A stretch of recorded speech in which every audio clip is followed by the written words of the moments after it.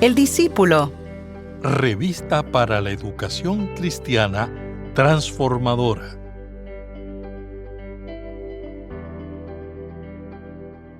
Hay momentos en la historia del pueblo de Dios en los que la consecuencia de la desobediencia se hace inevitable. Jerusalén cayó, el templo ardió y el pueblo fue llevado cautivo. Lo que parecía imposible, el ser arrancados de la tierra prometida, se cumplió tal como Dios había advertido. Pero incluso en medio de esta tragedia, Dios no se ausentó. El exilio se convirtió en el punto de partida para un nuevo despertar espiritual. Porque a veces, solo cuando todo se derrumba, aprendemos a escuchar de nuevo la voz de Dios. Mi nombre es el reverendo Luis Felipe Ramos Román, pastor asistente en Evangelización y Educación Cristiana, y te invito a que juntos participemos de esta experiencia educativa. El discípulo. El discípulo. Una revista para la educación cristiana transformadora. Mis queridos hermanos y hermanas, que el Señor le bendiga en este día. Qué bueno una vez más compartir con ustedes la palabra del Señor. Y hoy estaremos trabajando nuestra lección número 10, titulada Judá es llevada cautiva. Y estaremos trabajando el libro de Segunda de Reyes, capítulo 24, versículo 18 al capítulo 25, versículo número 9. Y el texto áureo para este día se encuentra en Segunda de Reyes, capítulo 24, versículo 20, que lee de la siguiente manera. Vino pues la ira de Jehová contra Jerusalén y Judá, hasta que los echó de su presencia. Después, Sedequías se rebeló contra el rey de Babilonia. Hoy queremos presentar los siguientes objetivos. El primero, explicar las causas que llevaron a la caída de Jerusalén y el exilio de Judá, según el relato de Segunda de Reyes, capítulo 24, versículo 18 al capítulo 25, versículo 9. Número 3, argumentar con base bíblica y teológica si los eventos históricos como el exilio pueden interpretarse como castigo divino, evaluando distintos puntos de vista dentro de una discusión estructurada. Y número 3, relacionar la experiencia del exilio de Judá con situaciones contemporáneas de migración forzada o desarraigo mediante la redacción de una postal imaginaria desde el punto de vista de un exiliado. Les invito a que compartan conmigo el vocabulario del día de hoy, que es cautividad. Y cautividad es la condición de estar bajo dominio extranjero. En Segunda de Reyes, capítulo 24 y 25, la cautividad de Judá representa el colapso del reino del sur o el reino de Judá y la deportación de su pueblo a Babilonia. Fue una dolorosa experiencia de desarraigo y también de sufrimiento. Nabucodonosor era el rey de Babilonia que conquistó a Judá, gobernó desde el año 605 hasta el 562 a.C. Y durante su mandato se llevó a cabo 3 deportaciones, destruyó el templo y desmanteló lo que es la monarquía davídica. Y los caldeos es el pueblo semítico que habitaba en el sur de Babilonia. En el texto, el término caldeo es sinónimo de babilonio, por eso se emplea para referirse a los soldados y funcionarios, ¿verdad?, del ejército babilónico que sitia, ¿verdad?, obviamente a Jerusalén y captura a Sedequías y luego destruye el templo. Pero les invito a que me acompañen ahora y busquen en sus Biblias el capítulo de Segunda de Reyes 24, capítulo 24 de Segunda de Reyes, versículo 18. Hasta el capítulo 25, el versículo 9. Y estaré dando lectura a la versión Reina Valera revisada que se encuentra impresa en nuestra revista El Discípulo. Y leemos la palabra en el nombre del Padre, del Hijo y del Espíritu Santo. Amén. Sedequías tenía 21 años cuando comenzó a reinar y reinó en Jerusalén 11 años. El nombre de su madre era Amutal, hija de Jeremías de Libna. Hizo lo malo ante los ojos de Jehová, conforme a todo lo que había hecho Joacim. Vino pues la ira de Jehová contra Jerusalén y Judá, hasta que los echó de su presencia. Después, Sedequías se rebeló contra el rey de Babilonia. Aconteció en el 9º año de su reinado, el día 10 del mes 10, que Nabucodonosor, rey de Babilonia, llegó con todo su ejército contra Jerusalén, la sitió y levantó torres alrededor de ella. La ciudad estuvo sitiada hasta el año 11 del rey Sedequías.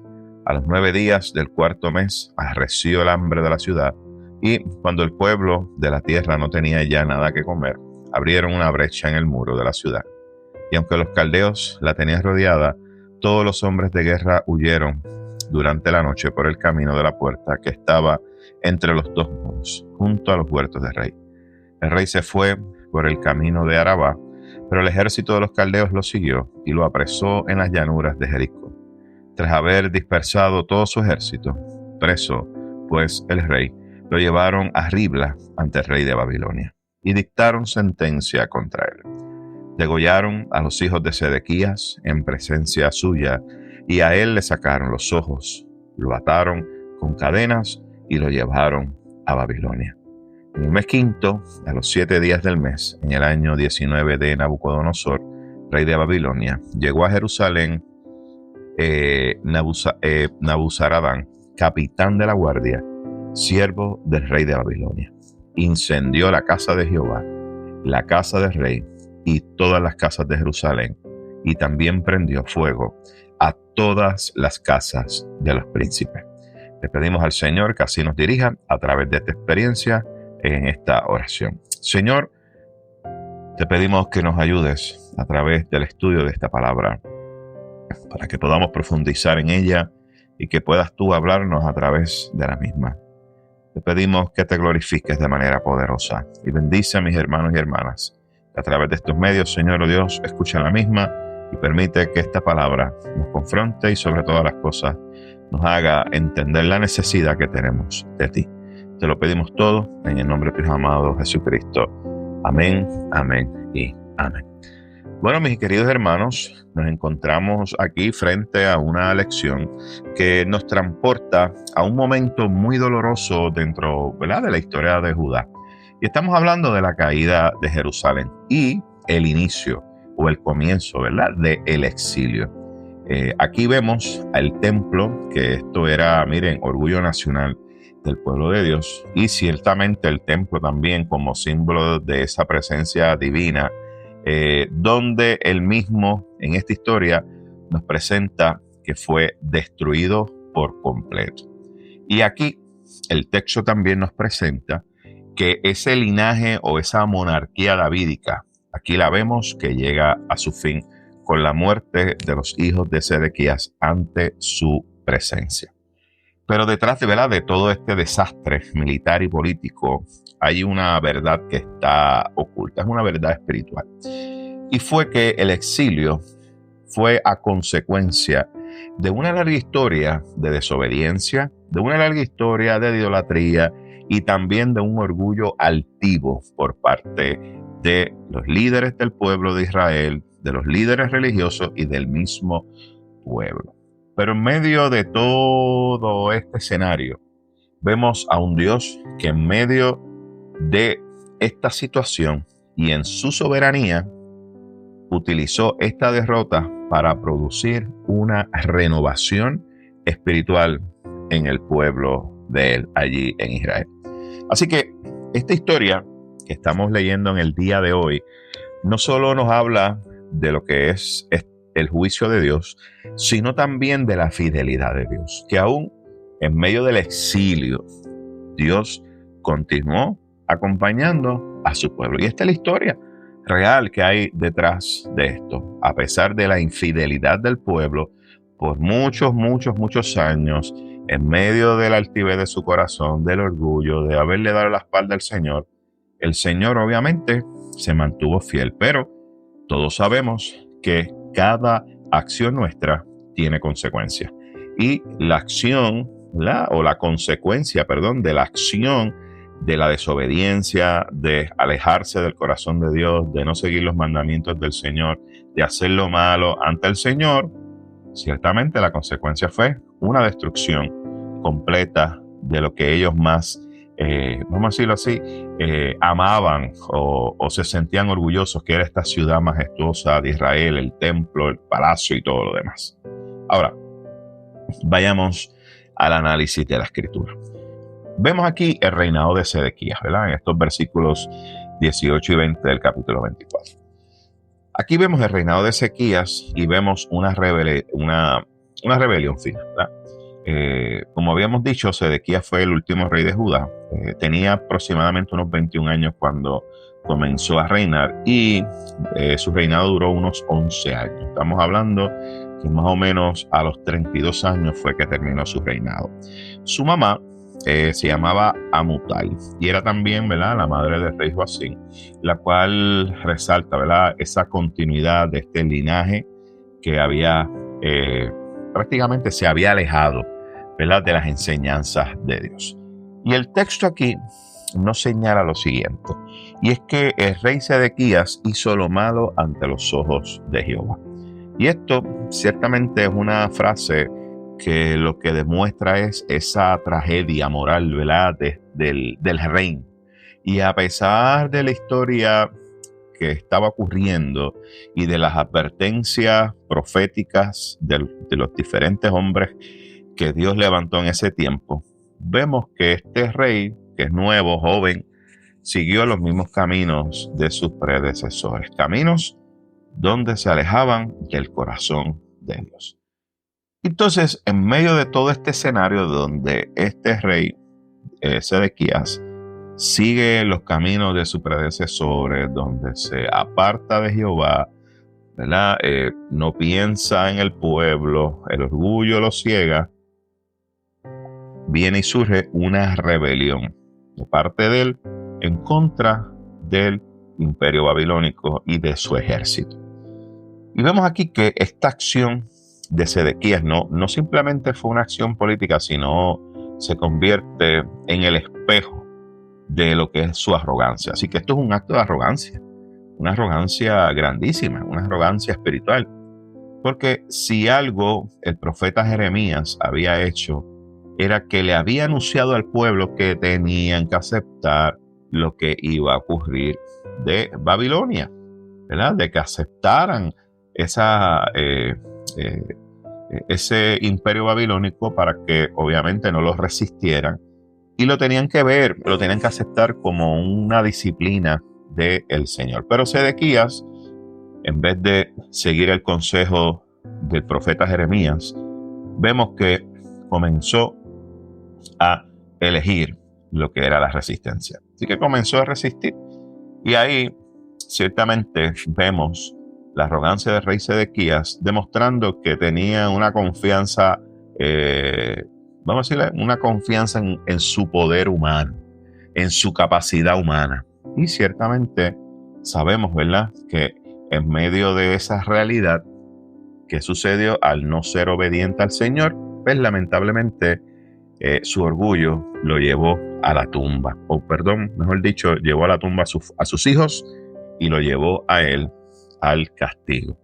Así que cuando el texto nos habla aquí de la ira de Jehová, aquí se menciona, esta ira de Jehová no es caprichosa. Ciertamente es la consecuencia de un pueblo, ¿verdad?, que cerró su corazón a la voz de Dios durante muchas generaciones.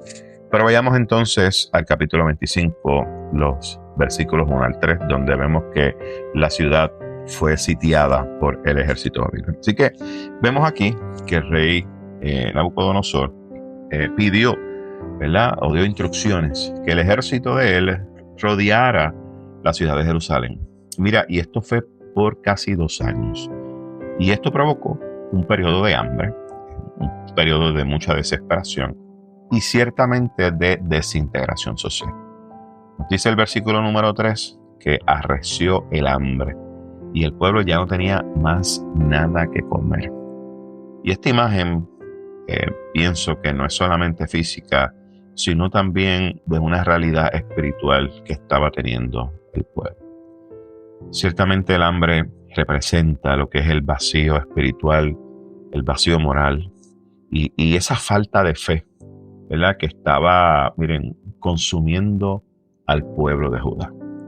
Y este sitio, ¿verdad?, la ciudad de Jerusalén, que fue tan y tan prolongado, lo que nos muestra es cómo la ciudad, que alguna vez, ¿verdad?, fue un símbolo de esa fortaleza espiritual, ahora la misma estaba siendo asfixiada por su propio pecado, porque es consecuencia de ese pecado. Y lo que comenzó ciertamente, ¿verdad?, como una estrategia militar, se convirtió en una metáfora de la sequedad del alma cuando el pueblo se aparta de Dios.